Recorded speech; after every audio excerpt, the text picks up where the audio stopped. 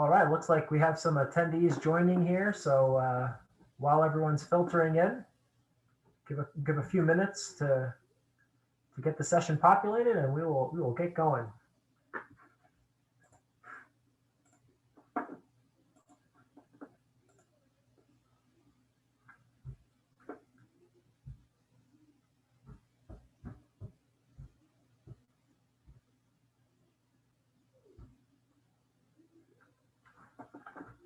All righty, so it's about 1 o'clock. So hopefully, the majority of our attendees are here. I would like to thank you for attending this session, session 4A at TESC on lessons learned from quantitative approaches to transportation safety. This session is going to focus on different quantitative and data-driven approaches and methods to quantify and improve transportation safety outcomes. So the focus here is on situations where we can apply some sort of quantitative model or method to learn more about relationships between safety performance and other factors. In some cases, that will confirm sort of our prior understanding or our expectations from engineering intuition or just intuition as drivers. And in some cases, that might be counter to those. And so, we might want to try to understand why that is. But the idea is that we can then use these quantitative methods to improve our estimates of safety performance in the future to make better decisions. So my name is Vikash Gaya. I'll be serving as the moderator for this session. I'm an associate professor here at Penn State University, and I'd like to thank you for attending. And so we have 3 presenters today, RJ Porter, Eric Donnell, and Pete Jenner. They have their cameras off, and we'll just sort of pop up when it's their time to present. And so with that, I would like to introduce our first speaker today. Our first speaker is Pete Jenner. Pete is an associate engineer at Kittleson and Associates in Baltimore and leads projects all throughout the Mid-Atlantic region. His work in Pennsylvania includes traffic analysis and design for districts and safety and roundabout support for central office. Pete was the lead author of the FHWA Part-Time Shoulder Use Guide and is the principal investigator of NCHRP Project 1789, Safety Performance of Part-Time Shoulder Use on Freeways. And that is the topic that he will be speaking about today. So with that, Pete, please take it away. All right. Thank you, Vikash. Let me bring up my screen share and we can start our presentation. All right. As Vikash noted, I am a principal investigator for NCHRP Project 1789, the safety performance of part-time shoulder use on freeways. The project is still ongoing, but it's very much nearing the end. The research is essentially complete, and we're just in the documentation phase. You may notice a Penn State logo up in the upper right of this slide. Penn State was a sub-consultant to Kittleson on this project, specifically Eric Donnell and Vikash Gaya. So if anybody has any difficult questions, I'll defer to Eric and Vikash on them. No, in all seriousness, please put questions into the chat pod. It would be great to get some. I know it's a little different than when we're all in the room together, but hopefully we can still get some interaction here. Some background on predictive safety analysis on freeways. Back in 2014, the supplement to the Highway Safety Manual was published by AASHTO, and that has crash prediction models, freeways, speed change lanes, ramps, ramp terminals, and that was really the first cut at that type of thing at the national level. And so some of the more unusual or freeway designs, including part-time shoulder use, were not reflected in that model. The objectives of NCHRP 1789, not surprisingly, were to develop quantitative tools, which in this case we can think of as crash prediction models, quantitative tools to evaluate freeways with part-time shoulder use. And then also apply those tools and understand what is the safety effect of part-time shoulder use. Before we dive into Project 1789, let's make sure everyone knows what we're talking about when we talk about part-time shoulder use. Part-time shoulder use is when the shoulder of a freeway is opened for travel at certain times of the day. It's sometimes called hard time shoulder running. or hard shoulder running. It has some other names as well. Part-time shoulder use is the name that FHWA prepares. You may be familiar with a project on the Schuylkill Expressway in Philadelphia that's going to be adding part-time shoulder use. That will be the first application in Pennsylvania. Currently, there are none. Federal Highway classifies part-time shoulder use into three types. Static PTSU, when the shoulder is open to all vehicles, but only in fixed hours of the day. The photo on the left is an example of that. You can see the sign up top, shoulder open in traffic Monday to Friday, 3 p.m. to 7 p.m. That's just a static sign. That's always there. The hours are fixed. The second type that Federal Highway recognizes is dynamic PTSU. Shoulders open to vehicles on an as-needed basis. In the middle there, you see a green arrow. There's no sign telling you what the hours of operation are. If it's green, you can go on the left shoulder. If it's red, if it's a red X, you cannot.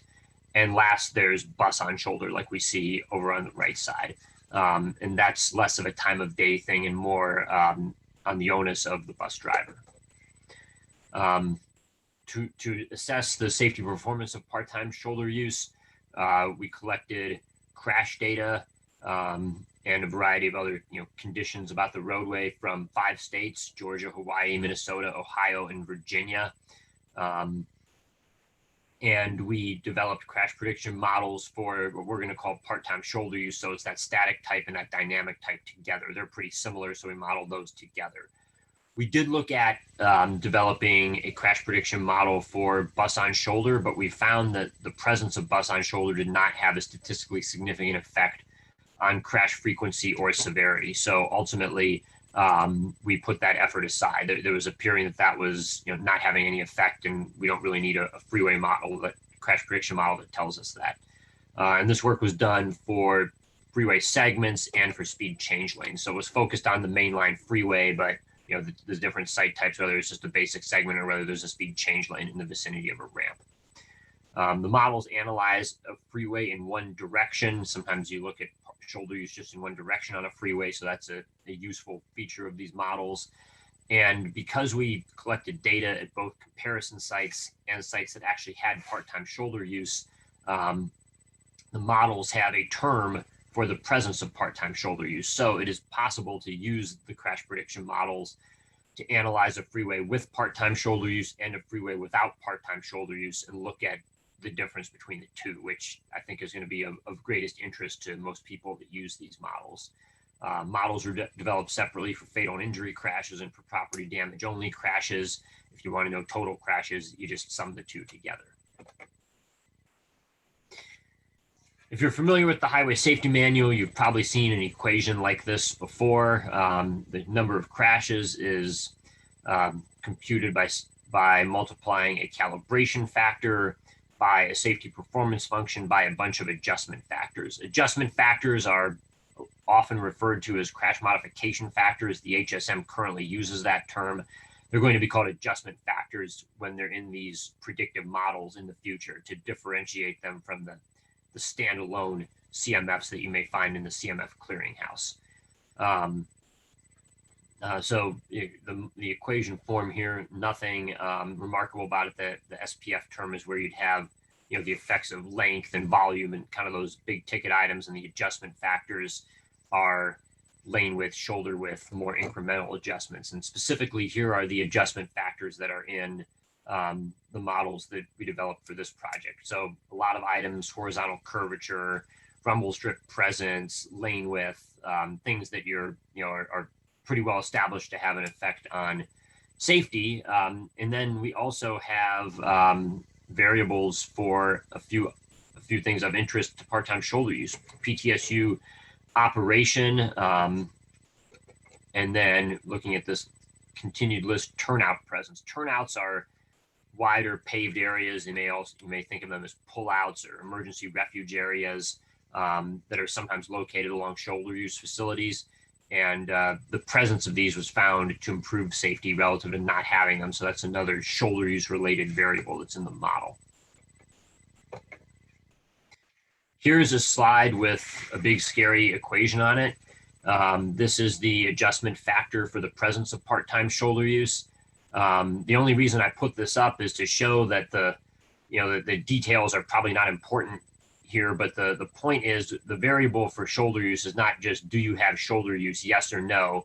It's do you have shoulder use, how wide is the width of the shoulder that's used for shoulder use, what's the proportion of the day that it's open, how many lanes are on the freeway.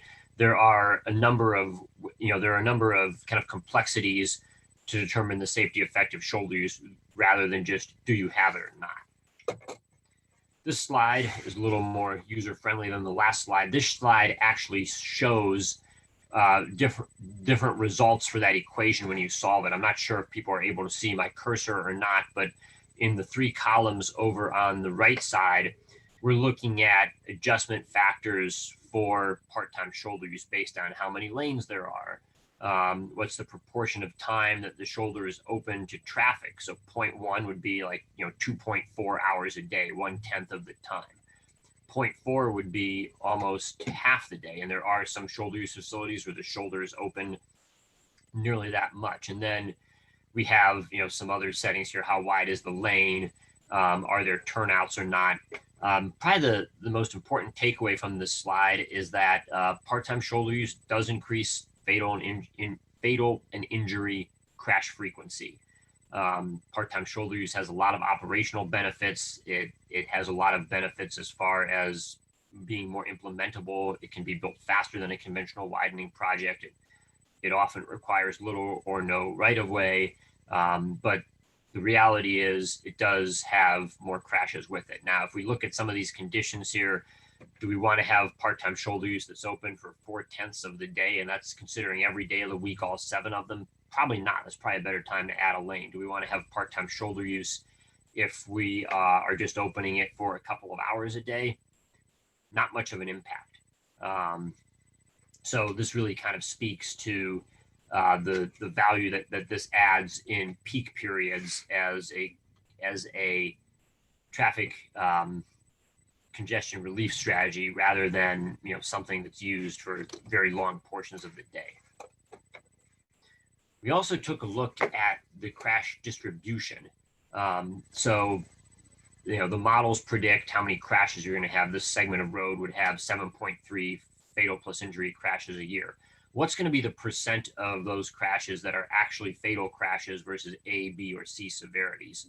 And the key finding from that exercise was that part-time shoulder use is actually associated with a decrease in the proportion of fatal and those A injury level crashes, those suspected serious injury crashes. So if you kind of monetize your crash costs like you would for the benefit part of a benefit cost calculation, shoulder use, when it's used for short periods of the day, actually leads to a decrease in those monetized crash costs. The most severe crashes, the Ks and As decrease and then that relationship involves even more variables in the last slide. It's a little too difficult to display here in one shot in a short presentation, but there actually is a safety benefit to doing this if it's done for short periods of time.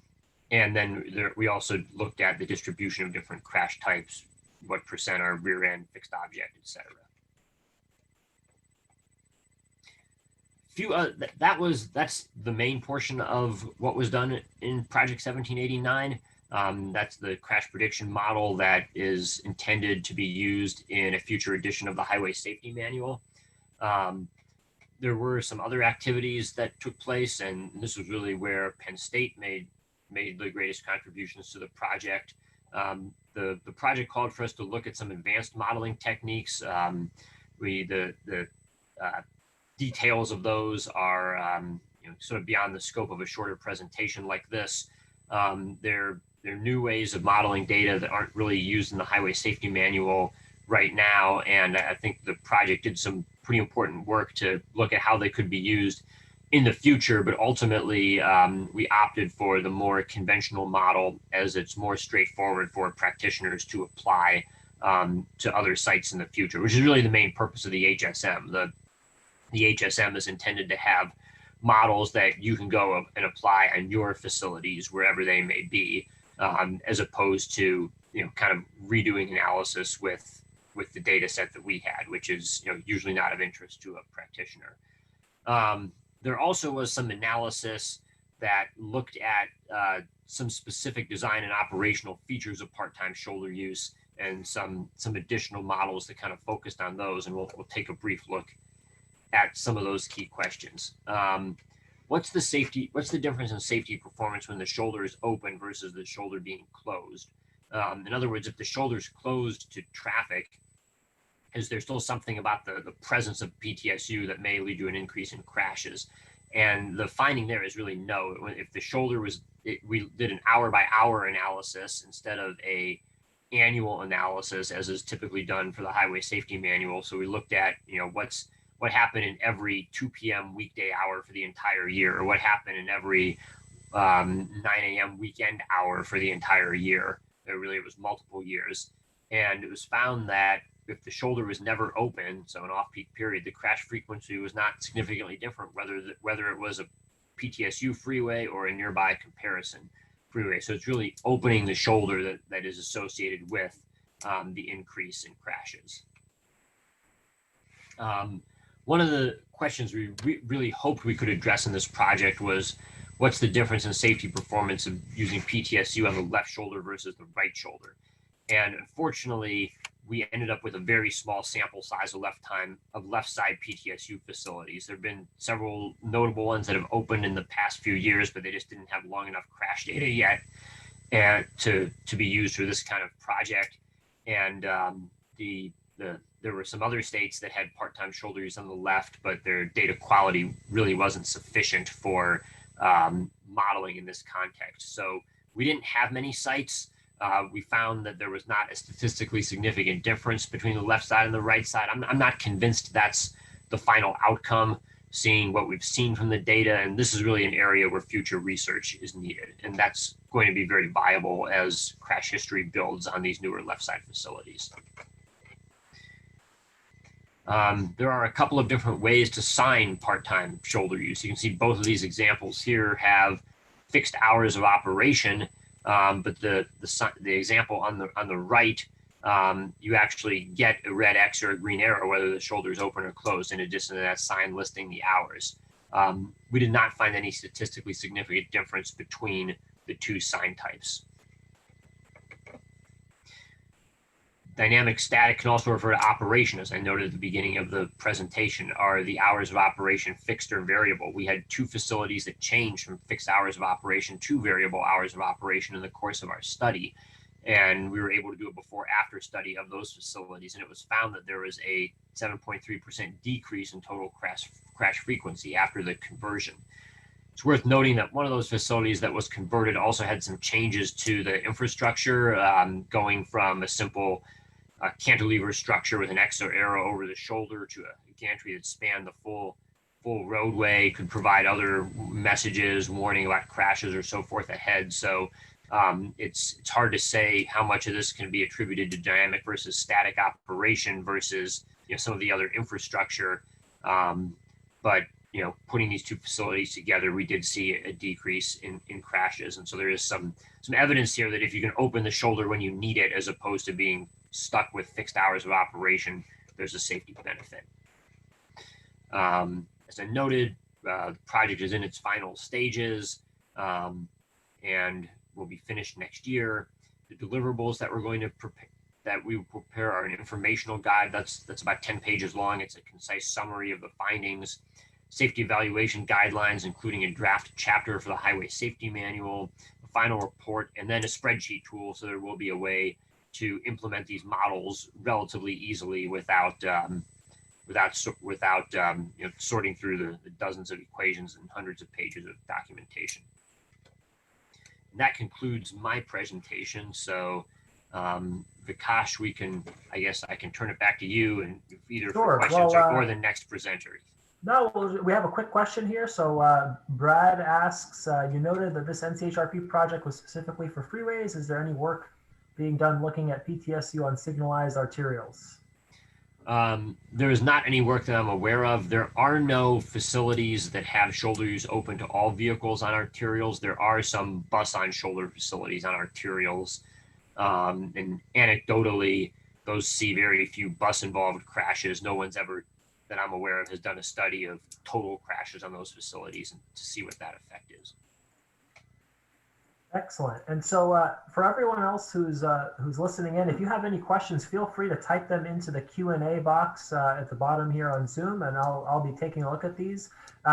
Thanks so much, Pete. What we'll do is we'll probably just take one question after each presentation, and then we will, at the end of the presentations, take questions for the entire panel. So thanks again. And so with that, I would like to introduce our next speaker. Our next speaker is Dr. Eric Donnell.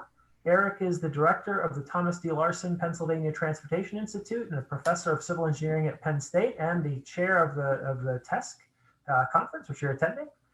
He's the chair of the TRB Design Session and a member of the PennDOT FHWA Statewide Transportation Innovation Council.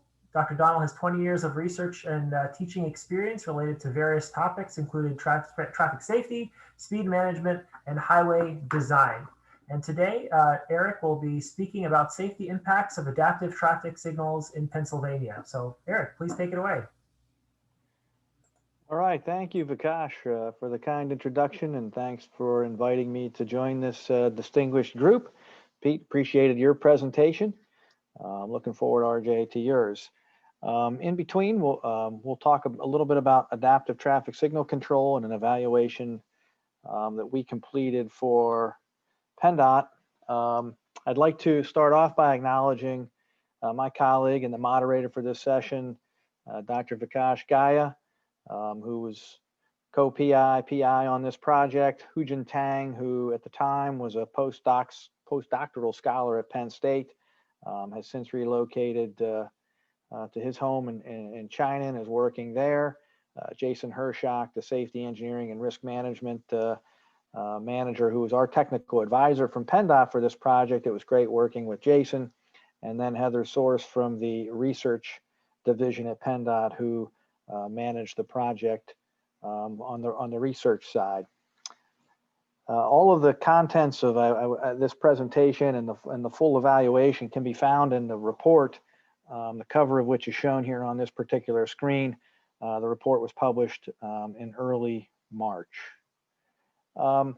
Adaptive traffic signal control was first championed in FHWA's Everyday Counts initiative, and it was championed in the very first round of Everyday Counts initiatives a few years ago. And I think if you take a look at the brochure that you see here on the screen, if you were to try to pull out a few, I think, highlights from that brochure, is that there are pretty considerable operational benefits associated with adaptive traffic signals. A few highlights from this brochure is that produces a greater level of travel time reliability. These signals can mitigate congestion, particularly on major streets at signalized intersections. And as a result of trying to mitigate congestion, reducing delay, reducing the frequency of stops, there are some fuel consumption and emission benefits associated with adaptive traffic signals. There have been a number of operational studies with limited, I would say, safety evaluations included within these statewide studies to date. In a study that was done by the Florida Department of Transportation, they considered 8 arterial corridors with adaptive traffic signal control along the corridors. It was primarily, again, an operational evaluation, and the travel time throughout the corridors in general on average declined by almost 10% after adaptive traffic signals were deployed. The major street throughput increased by about 7% on average amongst the 8 corridors. The major street queues declined by 15.6% on average. The minor street queues increased by about 17%, but the throughput in general across the 8 corridors remained the same. So that was kind of not necessarily viewed as a disbenefit from an operational perspective. And the safety analysis considered crash rates in only 6 of the corridors where they had well-documented data.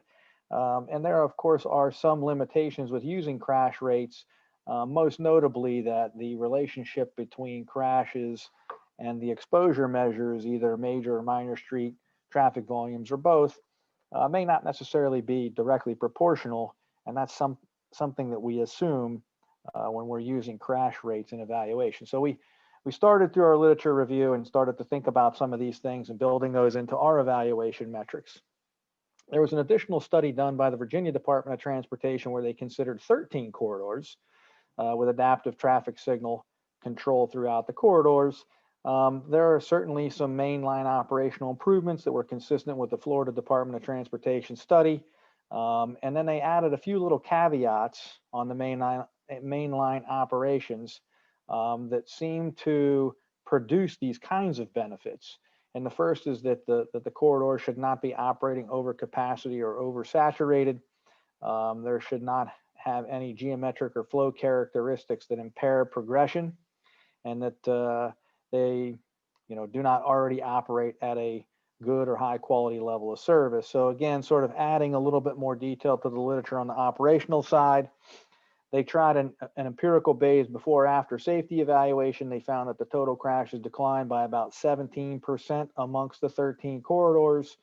No real difference before and after adaptive traffic signal control deployment in the fatal and injury crash type or severity level. And then they found the greatest safety benefits were realized when the mainline traffic volumes exceeded 30,000 vehicles per day. So a few insights about safety performance using a more state-of-the-art methodology in Virginia. A study that was done by a graduate student at the University of Pittsburgh considered 41 intersections in Pennsylvania using national SPFs that were calibrated to local Pennsylvania conditions, and found that total crashes and fatal and injury crashes both declined after deployment of adaptive traffic signal control. And then there's another study in Michigan that considered 498 intersections and found that angle crashes declined after deploying adaptive traffic signal control, but didn't report on any other crash types in that particular study. So with this information, we built an evaluation plan to study adaptive traffic signal control in Pennsylvania. One of the things I think that differed, a couple things differed, but one of the principal ones that differed from the earlier piece that I reported on of the 41 intersections is that we used an observational before after study as opposed to a nationally calibrated CMF cross-sectional comparison. And the reason for doing so is when you look at this particular graphic, a nationally calibrated SPF to Pennsylvania localized conditions, there may not necessarily be this linear trend between crashes and volume. And we felt that it would be better to build our own SPFs using Pennsylvania specific data. So when you look at this particular graphic, the red line is the national HSM. If you calibrate that national HSM with a scalar product as shown in Pete's earlier slide, that calibration factor C shifts that line. But here we find that there's not a necessarily a linear relationship between expected crash frequency and volume. The green line shows an example of an SPF in Pennsylvania. And so we started out by sort of thinking that we'll start with our own local Pennsylvania state SPFs and perform the evaluation in that manner. We'll use the empirical Bayes method. We'll look at individual intersections because there are a large number of adaptive traffic signal control deployments in Pennsylvania. We'll also consider corridors because if you recall from the literature review slides, there are a number of studies that did consider corridors. And we defined a corridor as having 3 or more adaptive traffic signals along the corridor. And again, the empirical Bayes method. The outcome of this process then is a crash modification factor. And the graphic that's at the bottom of this screen sort of shows how to interpret a crash modification factor. So if you have a value that is lower than 1, between 0 and some value less than 1, a CMF would indicate that there is a safety benefit associated with a countermeasure that's deployed on a roadway network or at an intersection as a site. If you have a value that's equal to 1, there's really no change in the safety performance before and after that countermeasure deployment. And if you have a CMF that exceeds 1, there's a safety disbenefit associated with deploying that countermeasure. A quick summary of the data. We started off with 676 total intersections in the Commonwealth of Pennsylvania that had adaptive traffic signal control. At an intersection, We did some quality control checks of the data, looked at locational information, signal permit data.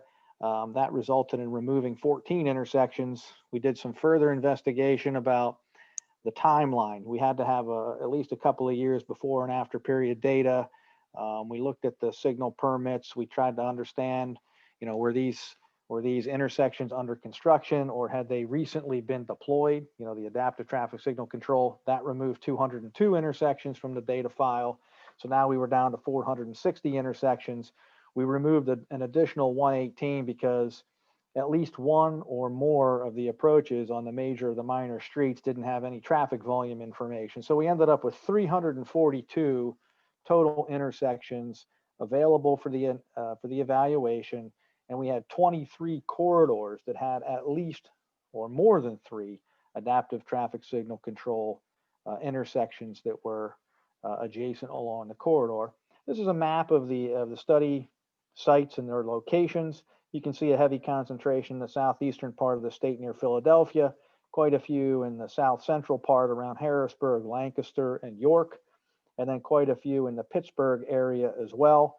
Then there are a few sprinkled throughout other sort of urban, suburban type locations throughout Pennsylvania. When we were assembling the database, we collected roadway inventory information, including volume, cross-sectional dimensions, posted speed limits. We looked at video images through the online video log system that PennDOT uses, as well as Google imagery to capture some additional site-specific information, such as the presence of turning lanes, on-street parking, curb, and so forth. Crash data were appended to the roadway inventory data for each of the intersections. And again, just looked at the signal permits to verify that these intersections were indeed deployed with adaptive traffic signal control technologies. And we tried to also kind of look for other changes in the intersection so that we could account for that. If there were significant infrastructure-based improvements, we wanted to make sure we knew about that before we included those intersections in the analysis data file. The empirical Bayes before-after methodology follows 3, I think, basic steps. The first one is to estimate the safety performance function. We estimated safety performance function specifically using Pennsylvania data for this project, as opposed to calibrating a national SPF from the Highway Safety Manual. The general functional form of the SPF is shown here in step 1. What we're trying to do is predict the safety performance of the intersection had adaptive traffic signal control not been deployed. The second step then is to consider the actual crashes that are reported at the intersections with adaptive traffic signal control. This particular equation here just sort of shows how you make an empirical Bayes adjustment and use the predicted value from step 1 with the reported values from step 2, merge them together to figure out an empirical Bayes adjusted frequency of crashes. And then the third basic step, with a lot of other things going on here, is to compute basically the CMF, or what's referred to as an index of effectiveness, where you look at the ratio of the crashes that are reported in the after period relative to the expected number of crashes that were determined from the empirical Bayes process in steps 1 and 2 in the after period. So we had a whole bunch of SPFs, fatal and injury crashes combined, as well as total crashes. These are generally what most of these SPFs looked like. The e to the negative power of a number is the intercept. The major and minor street AADTs, the traffic volumes, were included in all of the models. And there are several other variables. These little boxes here just show that left turn lanes were associated with higher crash frequencies, at least in the SPF, posted speed limit indicators, district, engineering district. There are 11 of them in Pennsylvania. We accounted for differences geographically there. And the arrows up and down are just the statistical association, were they higher or lower associated with total and fatal and injury crashes. These are the results. I would say, how do you interpret this? The dark red color, these results are statistically significant, and they have a CMF value that exceeds 1. So if you recall, that's a safety disbenefit. You have a lighter red color where the CMF exceeds 1 as well, but the results are not statistically significant. They're very close to 1. 1 is included in the confidence interval around the point estimate. The dark green have CMF values that are lower than 1, meaning it's a safety benefit and it's statistically significant. And the lighter shaded green are values of the CMF, the unbiased CMF column, that are less than 1, but they're not statistically significant. Again, the point estimate is in the 95th percentile confidence interval. So with this data set, it's maybe a little bit difficult to conclude that the value is indeed different than 1. So for this particular slide, in the total crash column, all crashes and the signals being deployed on an adaptive corridor, those are both greater than 1, and they are significant. This basically indicates that for total crashes, there was an expected increase of about 7 to 8% in the total crash frequency of all crash types and all intersections on the corridors. When you split 3-legged and 4-legged, it appears that the 4-legged total crash frequency is significant, but the 3-leg is not. When you look at fatal and injury crashes, a little different story. On the 3-legged, it's statistically significant and a benefit.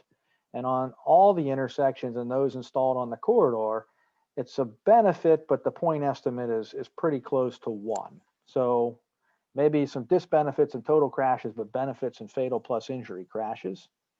We looked at rear end crashes and angle crashes. We did not estimate SPS for these. So these are just reported totals and an EB total. So we didn't have SPS specifically for these individual crash types on these intersection forms, and the total crashes relative to the EB total crashes, they're pretty close. If you look at the rear ends, the total reported, if you remember, that's the numerator in the EB versus the EB total in the denominator. So the numerators, you know, in the reported total column is a little lower in most cases than the EB total. But on the angle crashes, the opposite is true. The reported total is slightly larger than the EB total. Along the corridors, again, the same shading principles apply. When you look at the total crash frequency along the adaptive corridor versus locations that were upstream or downstream of the corridor, so you transition away from adaptive traffic control to a more standard or conventional control, total crashes were a little higher in those cases. When you look at a parallel corridor, maybe thinking some traffic maybe shifting and changing its routing, those were slightly lower with the 0.97 in the CMF column on the last row, but not statistically significant. Then when you look at fatal and injury, it's the same. Most of these results were not statistically significant either. We started to disaggregate further and look at the number of adaptive signals along the corridor, whether it was 3 or 4 or 5, 6 or more than 6. Didn't have probably enough of a sample within the corridors to draw strong conclusions, but if you look at the ratio of reported to EB expected, in quite a few cases, the reported exceeds the expected, which would start to lean toward a CMF that's greater than 1. So as conclusions, adaptive traffic signal control doesn't necessarily significantly influence total crash frequency on 3 or 4-legged intersections. It does not significantly influence fatal and injury crashes at 4-legged intersections, but it is associated with a benefit on 3-legged intersections. There does appear to be a safety benefit for rear end collisions, which is consistent with some of the studies that were reported earlier. And I think some of these results were kind of expected because signal phasing and timing changes are not necessarily recognizable to drivers. So this lack of statistical significance could just be that drivers may not necessarily be aware of the changes or the challenges. And that concludes my presentation. Appreciate the opportunity to join the group today. Thanks so much, Eric. There was one question here from Mike Castellano.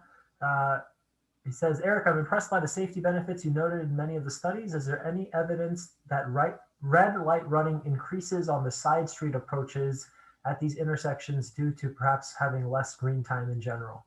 Did you see anything about that? Personally, unfortunately, it's a good question, Mike. Thanks for the good question. I don't think we really have any information, from our perspective about red light running. I think, there may be an opportunity to dig into the crash types. I'm not sure if that would, be a code within the crash type form. Otherwise, collecting that information would be difficult without, field observation of some sort, or a way of collecting it through automated sources. So it's a real good question, something we didn't necessarily have the ability within this scope of this study to look at. All right. Well, thank you so much, Eric. If there are any other questions, feel free to get them in, and we'll get to those questions when we join back up as a group here at the end. And so with that, now I would like to introduce our final speaker, Dr. R.J. Porter. Dr. Porter is a highway safety engineer at VHB. He was previously the director of the Transportation Engineering Group at the Department of Civil and Environmental Engineering at the University of Utah. He has more than 19 years of experience leading and supporting projects for a variety of agencies like NCHRP, FHWA, US DOT, SHARP 2, State DOT, and others. His work has resulted in more than 80 published papers, technical reports, journal articles, things like that.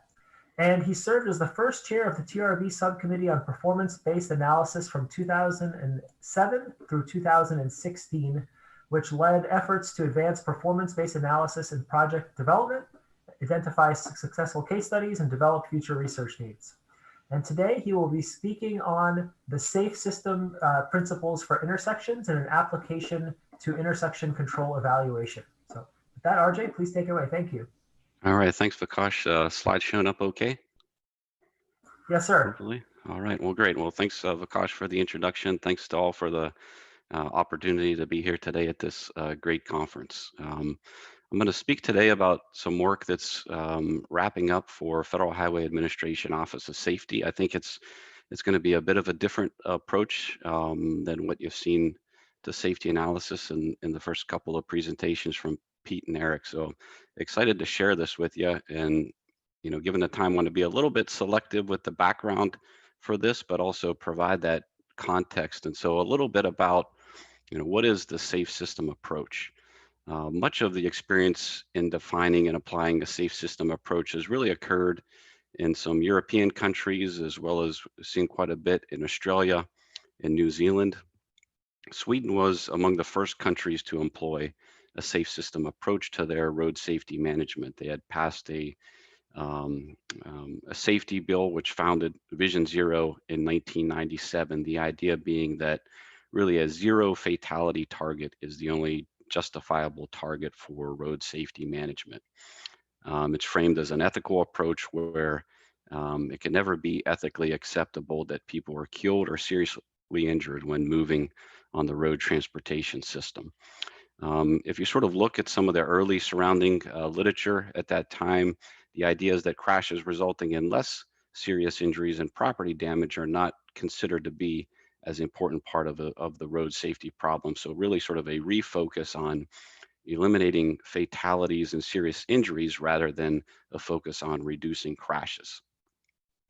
And so, I like to think about it and sort of Vision Zero is describing the goal. Safe system approach is describing the approach to achieve that goal. And in general, both really accept the premise that crashes will not be completely avoided. Therefore, to achieve Vision Zero, we have to manage the mechanical forces in those crashes. That becomes the priority. In other words, to functionalize Vision Zero, the basic parameter for the design and operation of the road transportation system is to, in the event of a crash, not to exceed the level of violence that the human body can tolerate without being killed or seriously injured. So I think you'll see that some safe system principles are already evident in various U.S. road safety management policies and practices, but still the U.S. is really only at the beginning of our safe system journey. Certainly achieving a safe system depends on contributions from the whole transportation system, as you saw on the previous slide from systems users, vehicles, and so forth, including a strong safety culture, both from the system manager side and the user side, will be essential. And so you'll see, and I think there's even some sessions later on in this conference that may speak to some of these broader safe system concepts. The literature is quite populated with sort of these broader concepts and discussions. What we found that's not as prevalent in both the literature and international practice is how do you actually translate safe system principles into everyday planning and design practice? And that's really the focus of the project that I'll talk about today. And the idea is, why not start with intersections? They're a location of a significant number of fatalities and serious injuries in the US due to the high angle collisions and non-motorized collisions that occur. But they're also a location where the US has innovated to save lives and reduce injuries, utilizing concepts that are consistent with a safe system approach. And some of those concepts that I think would be familiar, that have been around for a while, sort of this general safe system recipe for intersections, is things like simplifying or even removing complex road user decisions at intersections, trying to reduce speeds through conflict zones, trying to reduce the number of higher severity conflict points, and to modify different conflict types, modifying them through, for example, trying to reduce the impact angles. And so with that background in mind, that gets us to the objective of the project that I've been leading for Federal Highway Office of Safety. The objective is to develop a safe system for intersections framework. In other words, some sort of technical basis by which practitioners can apply safe system principles to inform intersection planning and design decisions. And as we were sort of thinking the application of whatever framework we developed, we did have sort of the intersection control evaluation in mind, and thinking about a procedure that, in terms of the required data inputs and the analysis that would fit, say, within an ICE process. Many states that have an ICE policy, uh, you'll see sort of two stages to ICE, pretty common.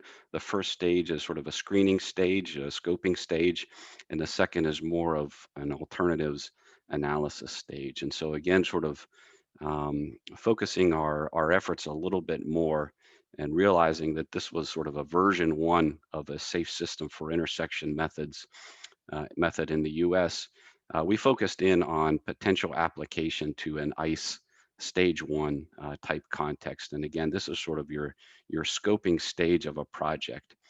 And so some basic questions that you might be asking at that stage that we wanted to be able to apply a safe system approach to help answer is, for example, if improving safety is one of the primary needs driving a project, you want to know at this early stage whether alternatives that you're looking at address the safety need by enhancing safety performance. As you know, that safety may not be the primary driver of a project. There may be other purposes for a particular project, but you still may want to ask at this early stage, does an alternative that you're looking at least maintain, or possibly better, still enhance safety performance while still addressing some of those other drivers of the project?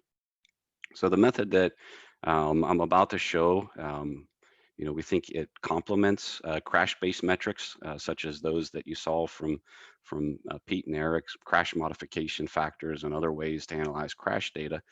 This is not a crash-based method, but it provides that complement. Some differences: it does focus on fatalities and serious injuries defined on a abbreviated injury scale, a way to define serious injuries that's more used by medical professionals as opposed to link to injury definitions on a crash report.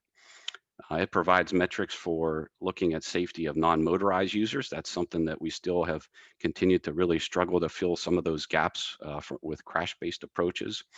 And then with that, we wanted to start to get at some of the trade-offs that might occur between vehicle to vehicle conflicts, for example, and vehicle to pedestrian. Something like the way that right turns are addressed can have completely different effects on those different users. But again, it's been really hard to quantify those differences with crash-based approaches so far.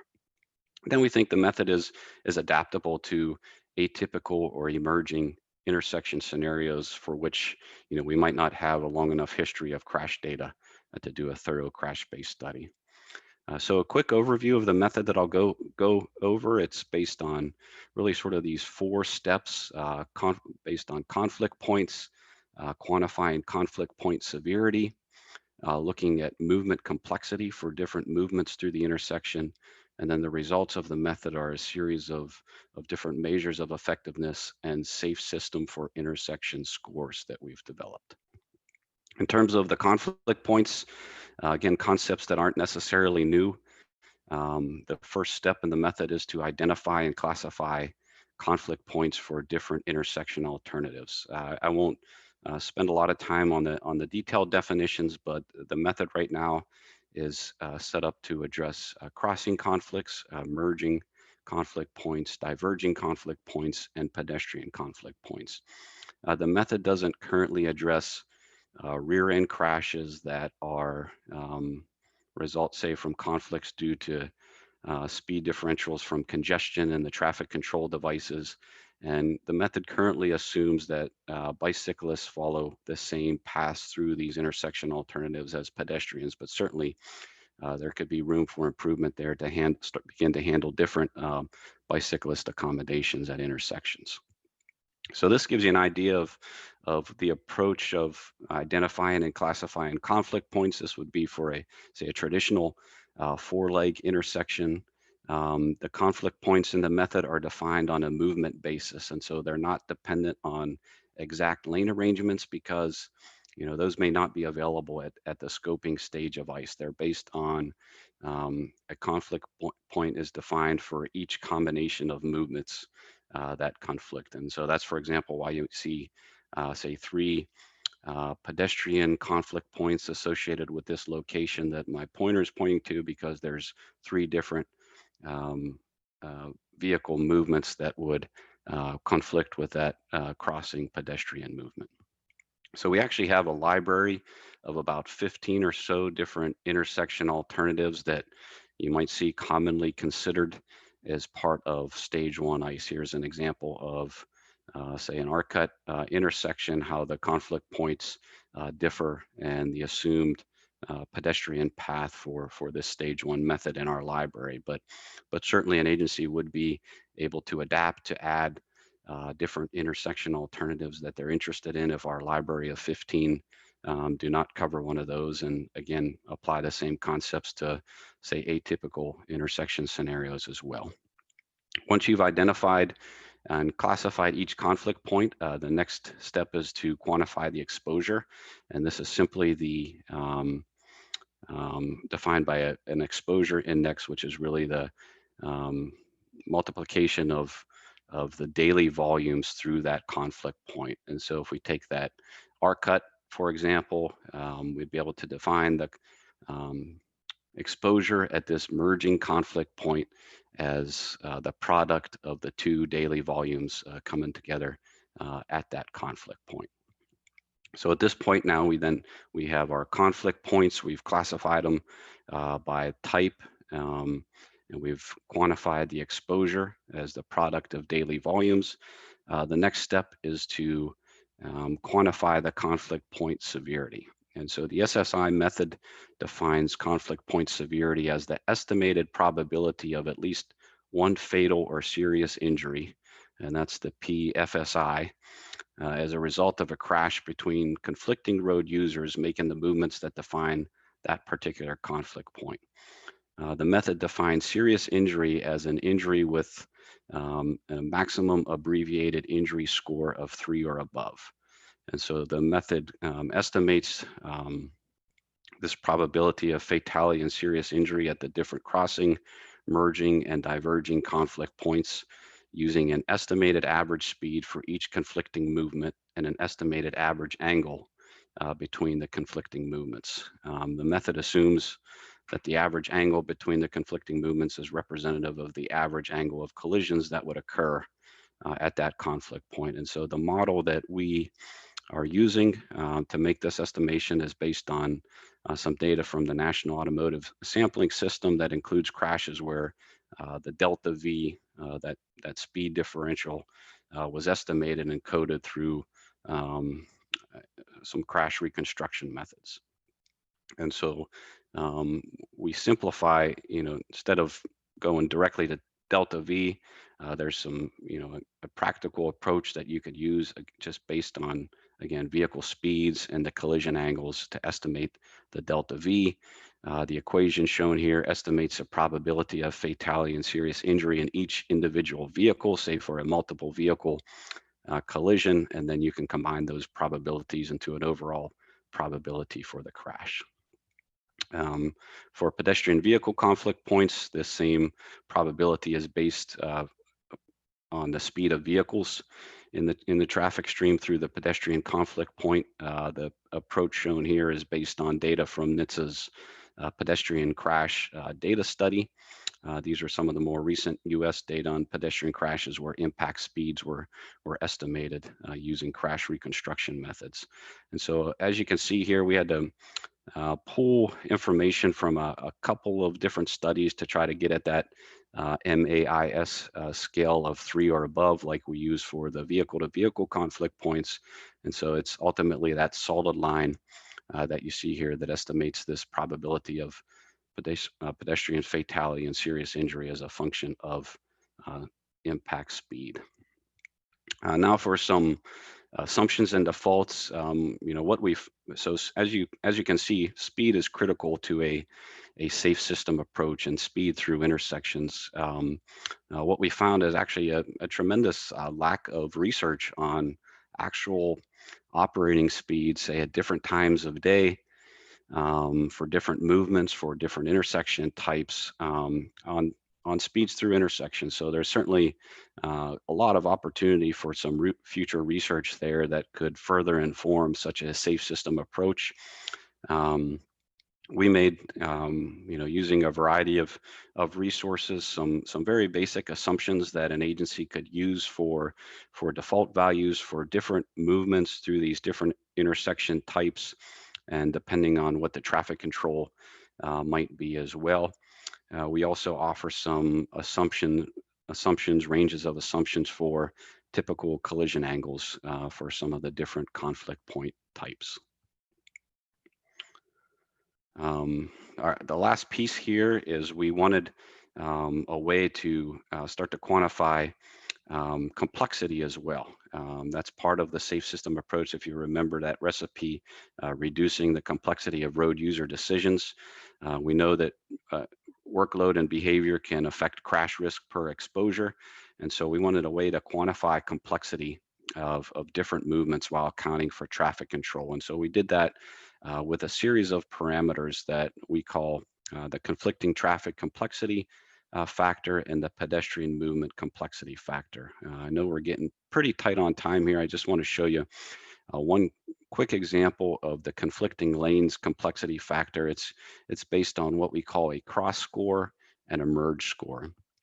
The cross score captures the number of through lanes carrying conflicting traffic crossed by the subject movement without refuge. And you can do this for all of your different movements through the intersection. And then the merge score accounts for the workload that's added by the lanes carrying conflicting traffic on the approach that a movement may be merging with. And so a quick example here, if we were to take this, say a subject movement from this minor road left turn, the cross score, this movement is crossing those 3 through lanes on the near side roadway and 1 on the opposing roadway. So the cross score would be 4. The merge score, we have 3 lanes on the approach that the movement is merging with. Traffic in those lanes would add workload to the driver trying to select gaps.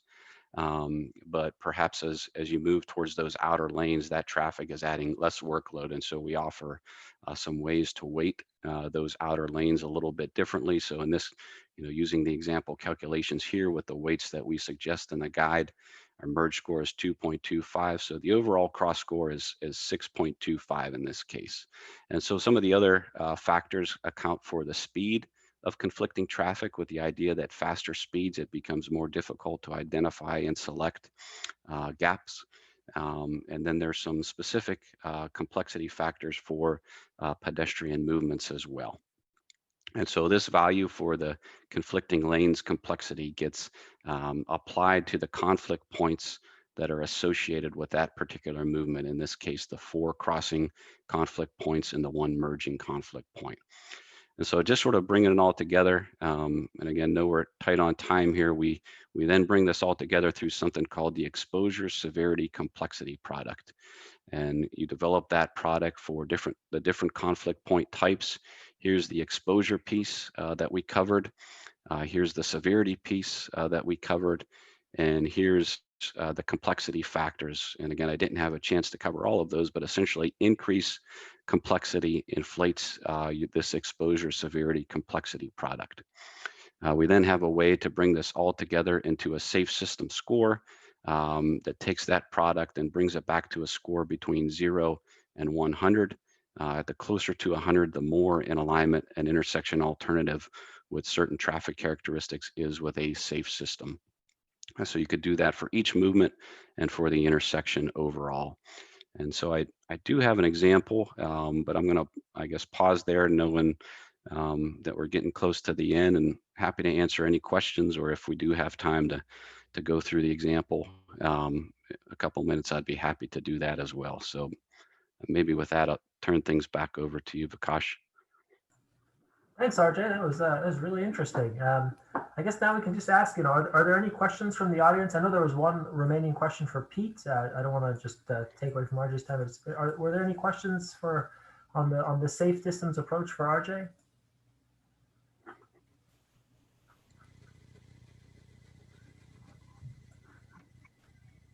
It doesn't seem like that's the case, but if there is, feel free to just type that into the question and answer box. And I guess I will just make sure I relay this question from Jay to Pete. Jay asked, what was the model that you referred to that you used? Did you use the IHSDM for the analysis of the project? Model is being used a bit differently, I think, in the way that I'm using the term. We actually developed new equations to predict safety. So we didn't use anything existing like IHSDM or the equations that are in the Highway Safety Manual today. We made new ones using statistical analysis software packages such as SAS.